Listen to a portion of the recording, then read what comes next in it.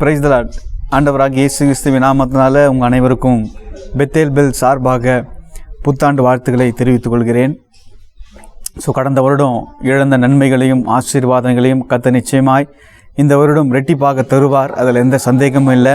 ஆண்டவருக்காக இன்னும் வைராக்கியமாக ஊழியம் செய்வோம். ஆண்டவருடைய அன்பு அநேக ஜனங்களுக்கு எடுத்து சொல்வோம். அதுதான் நம்ம மேலே விழுந்த ஒரு பெரிய கடமையாக இருக்கிறது. இந்த ஆண்டு அதை நிறைவேற்றி முடிப்போம்.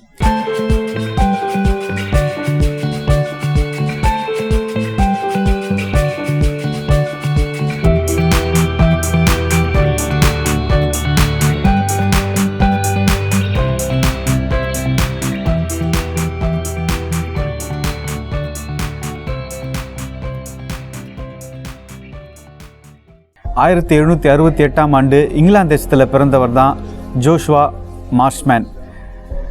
இவருடைய அப்பா நெசவு தொழிலை செய்து வந்தார். தனக்குன்னு ஒரு பெரிய சமுதாயத்தில் எந்த ஒரு அடையாளமும் இல்லாமல் ஜோஷுவா மார்ஷ்மேன் வளர்ந்து வந்தார்.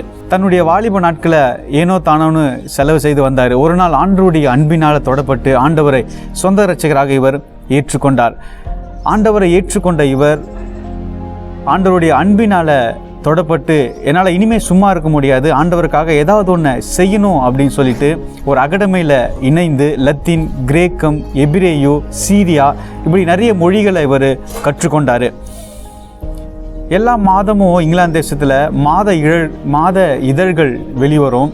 அதில் மிஷினரியுடைய காரியங்களை குறித்து ஜோஷுவா மார்ஷ்மேன் தெரிந்து கொண்டார். அதனால் தானும் ஒரு மிஷினரியாக போக வேண்டும் சொல்லிட்டு தன்னை மிஷினரி பணிக்காக அர்ப்பணித்தார். இந்தியாவில் மிஷினரியாக ஊழியம் செய்து கொண்டிருந்த வில்லியம் கேரியுடைய ஊழியம் இவர் அதிகமாக பாதிக்க ஆரம்பித்தது. அதனால் அவரோடு கூட சேர்ந்து தானும் மிஷினரியாக ஊழியம் செய்யணும் அப்படின்னு சொல்லிட்டு ஆசைப்பட்டார்.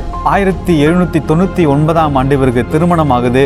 திருமணமான கையோட தன்னுடைய மனைவி ஹேனாவோட இவர் இந்தியாவுக்கு வரார். இந்தியா வந்து இறங்கின உடனே இவர் இந்த ஜனங்களுக்கு முன்பாக முழங்கால் படிட்டு கையை தூக்கி ஊக்கமாக இந்த இந்திய ஜனங்களுக்காக அவர் ஜெபிக்க ஆரம்பித்தார். கொஞ்ச நாளுக்கு அப்புறம் இவர் இந்தியாவில் ஒரு நல்ல ஒரு ஸ்கூலை ஆரம்பிக்கிறாரு. அந்த ஸ்கூல் மூலமாய் வருகிற பணத்தை இந்தியாவில் ஊழியம் செய்கிற ஊழியங்களுக்கும் இவர் கொடுத்து உதவி செய்ய ஆரம்பிக்கிறாரு. இவருடைய மனைவி ஹேனா பெங்காலி மொழியை கற்றுக்கிட்டு பெங்காலி மொழியில் அவங்க பெண்களுக்காக ஒரு ஸ்கூலை ஆரம்பித்து அதன் மூலமாக பெண் பிள்ளைகளுக்கு கல்வியை கற்றுக் கொடுக்குறாங்க. இவங்க ரெண்டு பேருக்குமே நிறைய திறமை இருந்தது. அந்த திறமையை தனக்கு பயன்படுத்திக்காமல் இயேசு கிறிஸ்துவை இந்த ஜனங்களுக்கு எப்படியாவது அறிவிக்க வேணும், இந்திய மக்களின் அறியாமை எப்படியாவது போக்க வேணும்னு சொல்லிட்டு தன்னுடைய திறமைகள் முழுவதையும் இந்த ஜனங்களுக்காகவும் இயேசு கிறிஸ்துவுக்காகவும் இவர்கள் அர்ப்பணித்து இந்தியாவில் ஊழியம் செஞ்சு கொண்டிருந்தாங்க. அதுக்கப்புறம் இவர் முதல் சீன மொழியை பயன்படுத்தி வேதாகமத்தை மொழிபெயர்க்கிறாரு. இந்த வேதாகமத்தை மொழிபெயர்க்க அவர் 15 வருடங்களை எடுத்துக்கொண்டார். அதுக்கப்புறம் இவர் பெங்காலி மொழியில் ஒரு நாளிதழை வெளியிடுறாரு. அதன் பெயர் செய்தி கண்ணாடி. அதுக்கப்புறம் இவர் அதோடு கூட இணைந்து இந்தியாவின் நண்பன் என்ற ஒரு மாதாந்திர பத்திரிகையும் இவர் வெளியிடுறாரு.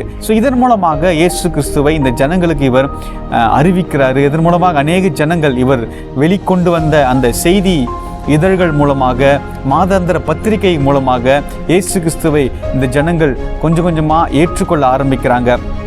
இந்தியாவில் எல்லா இடங்களுக்கும் இவர் வெளியிட்ட நாளிதழ்களும் மாதாந்திர பத்திரிகைகளும் போது அதன் மூலமாக அதை படித்து அநேக ஜனங்கள் இயேசு கிறிஸ்துவின் அன்பினால் தொடப்பட்டு இயேசு கிறிஸ்துவை சொந்த இரட்சகராக இவங்க ஏற்றுக்கொள்ள ஆரம்பிக்கிறாங்க. 1818 செராம்பூர் என்ற ஒரு யூனிவர்சிட்டியை இந்தியாவில் இவர் ஆரம்பிக்கிறாரு. இந்த யூனிவர்சிட்டி மூலமாக அநேக மாணவர்கள் ரட்சிக்கப்படுறாங்க. அநேக மாணவர்களுக்கு ஃப்ரீயாக கல்வி கிடைக்குது. இதன் மூலமாக இயேசு கிறிஸ்துவின் அன்பையும் இந்த ஜனங்களுக்கு இவர் அறிவிக்க ஆரம்பிக்கிறாரு. இயேசு கிறிஸ்துவை அறிவிக்க கூடாதபடி, பிரசங்கிக்க கூடாதபடி அநேக தடைகள் இவருக்கு வந்தாலும் அதையும் மீறி இயேசு கிறிஸ்துவை இந்த ஜனங்களுக்கு இவர் அறிவித்து இயேசுவின் அன்பினால் அநேகரை இவர் வழிநடத்த ஆரம்பிக்கிறாரு. ஜோஷுவா மார்ஷ்மேன் செய்த ஒரு பெரிய முயற்சி என்னன்னா, இந்திய மக்கள்கிட்ட இருந்த அறியாமையையும் அசுத்தங்களையும் பாவங்களையும் இயேசு கிறிஸ்துவின் நற்செய்தி மூலமாக இந்த ஜனங்களுடைய உள்ளத்திலிருந்து விரட்ட ஆரம்பித்தார். இந்த ஜனங்க இது வரைக்கும் சந்தோஷத்தை அனுபவிக்கல. இயேசு கிறிஸ்துவை ஏற்றுக்கொண்ட ஒரே காரணத்தினால இந்த ஜனங்கள் சந்தோஷத்தையும் சமாதானத்தையும் தங்களுக்குள்ளும் தங்களுடைய குடும்பத்துக்குள்ளும் இவங்க பெற்றுக்கொண்டாங்க. அதுக்கு முக்கிய காரணமாக இருந்தவர் ஜோஷுவா மார்ஷ்மேன். இவர் 1837 டிசம்பர் 5 செராம்பூர்லேயே மரித்து அங்கேயே அடக்கம் செய்யப்பட்டார்.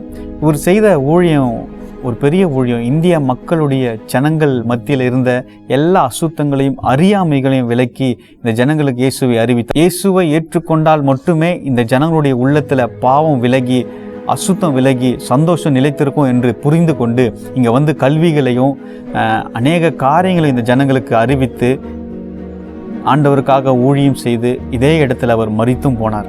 இன்றைக்கி ஆண்டவருக்காக ஊழியம் செய்கிறோம், ஆனால் நம்முடைய திறமைகளை நமக்குள்ளே வைத்திருக்கிறோம். இதை ஆண்டவருக்காக நிறைய முறை பயன்படுத்துவதில்லை. வாய்ப்புகள் வந்தும் அதை பயன்படுத்த முடியாமல் நாம் இருக்கிறோம். ஆண்டவருக்காக உங்கள் திறமைகளையும் தாளந்தங்களையும் பயன்படுத்துவோம். கர்த்தர் நிச்சயமாக உங்கள் மூலமாய் ஒரு பெரிய கூட்டத்தை ஆண்டவர் ஆயத்தப்படுத்துவார். இந்த 2024 நீங்கள் அநேகருக்கு சாட்சியாகவும் அநேகருக்கு ஆசீர்வாதமும் மாற போகிறீங்க. கர்த்தர் உங்களை ஆசீர்வதிப்பார். தேங்க்யூ.